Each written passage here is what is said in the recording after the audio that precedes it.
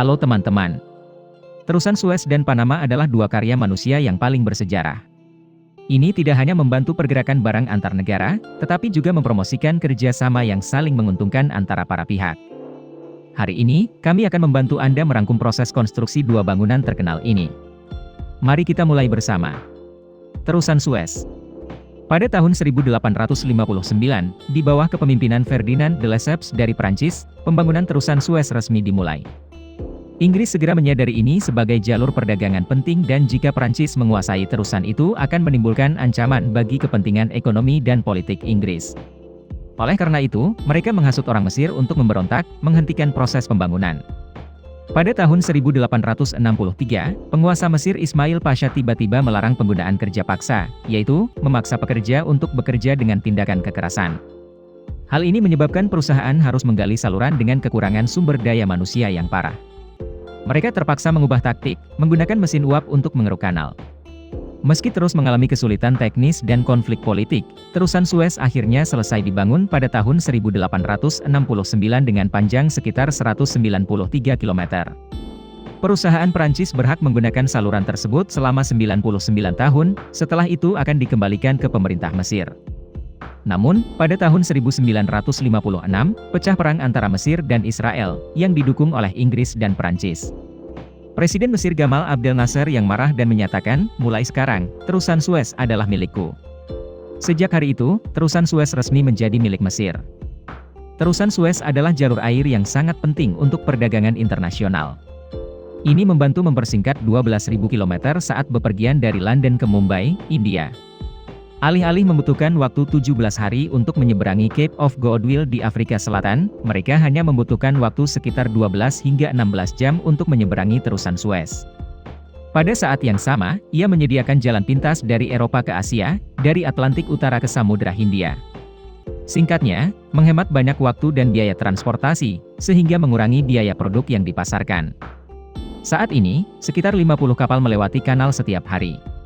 Rata-rata, setiap kapal harus membayar biaya sebesar 300.000 AS$, yang memberikan Mesir pendapatan tahunan rata-rata sekitar 5,5 miliar AS$, 2,5 kali pendapatan terusan Panama. Kanal Panama.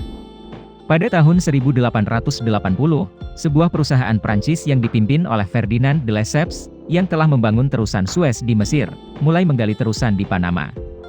Setelah menyelesaikan sebagian besar pekerjaan, dia menyadari bahwa dia telah mengambil proyek di luar kemampuannya. Meskipun ia menyewa insinyur jenius Gustave Eiffel, yang merancang menara Paris yang terkenal.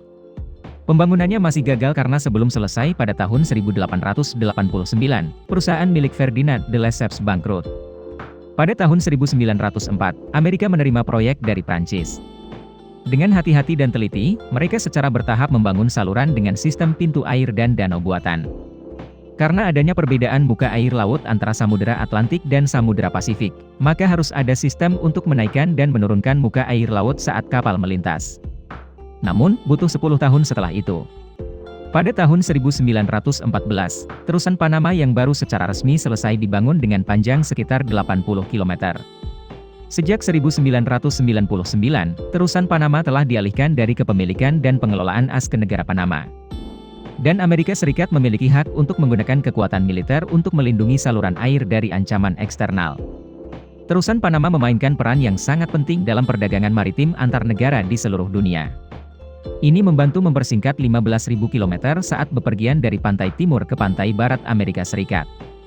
Alih-alih membutuhkan waktu 22 hari untuk mengelilingi Selat Cape Horn di Amerika Selatan, mereka hanya membutuhkan waktu sekitar Agustus 10 jam untuk menyeberangi saluran tersebut.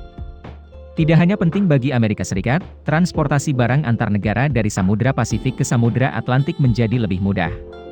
Keduanya menghemat waktu, menghemat biaya dan membatasi bahaya saat melewati Selat Amerika Selatan.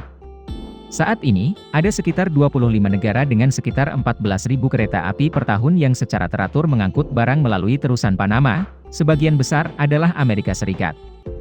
Disusul kapal-kapal dari Cina dan Jepang. Setiap kapal yang melewati alur tersebut dikenakan biaya berdasarkan ukuran dan berat muatan yang diangkut. Biaya rata-rata adalah $150.000 per kapal. Paling banyak yang harus dibayar kapal kargo untuk satu pelayaran adalah $1,1 juta. Dan kapal terbesar yang pernah melewati Panama adalah Neo Panama's Triton, yang dimiliki oleh perusahaan pelayaran Yunani. Lebar 51,2 meter, panjang 369 meter dan melewati kanal pada 15 Mei 2019.